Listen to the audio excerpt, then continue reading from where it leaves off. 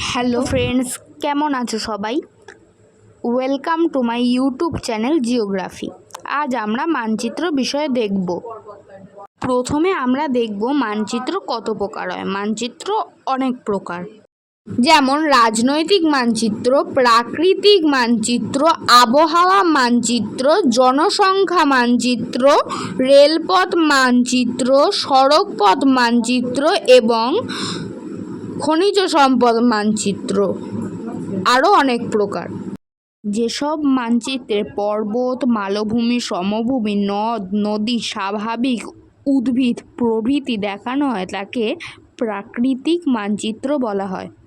যেসব মানচিত্রে দেশ, রাজ্য, জেলার অবস্থান দেখানো হয় তাকে রাজনৈতিক মানচিত্র বলা হয়। গ্লোব হলো পৃথিবীর ছোট্ট একটা মডেল বা প্রতিরূপ।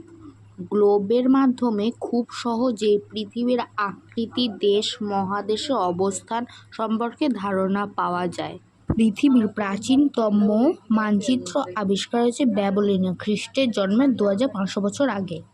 16শ শতাব্দীতে ভূগোলবিদ মার্কেটর প্রথম মানচিত্র বই প্রকাশ করে। এর নাম গ্রিক দেবতা অ্যাটলাসের নাম অনুসারে অ্যাটলাস রাখা।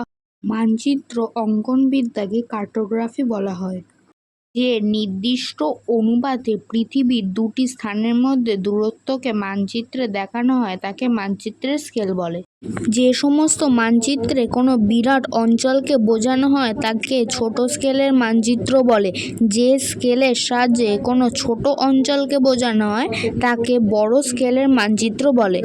মানচিত্রের অপরিহার্য উপাদান হলো শিরোনাম, উত্তর দিক দেখানো তীরচিহ্ন, স্কেল এবং নির্দেশিকা।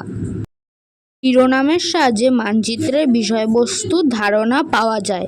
উত্তর দিক দেখানো তীরচিহ্নের সাহায্যে দিক নির্ণয় করা যায়। স্কেলের সাহায্যে মানচিত্রে দুটি নির্দিষ্ট স্থানের মধ্যে দূরত্ব জানা যায়। নির্দেশিকার সাহায্যে মানচিত্রে ব্যবহৃত প্রতীক চিহ্ন, রং, অক্ষরের অর্থ বোঝা যায়। আজ আমাদের আলোচনা এখানেই শেষ করছি। ভিডিওটি ভালো লাগলে লাইক করবে, চ্যানেল নতুন হলে চ্যানেলটিকে সাবস্ক্রাইব করবে। বিষয় বুঝতে না পারলে কমেন্ট করে বলবে। টাটা।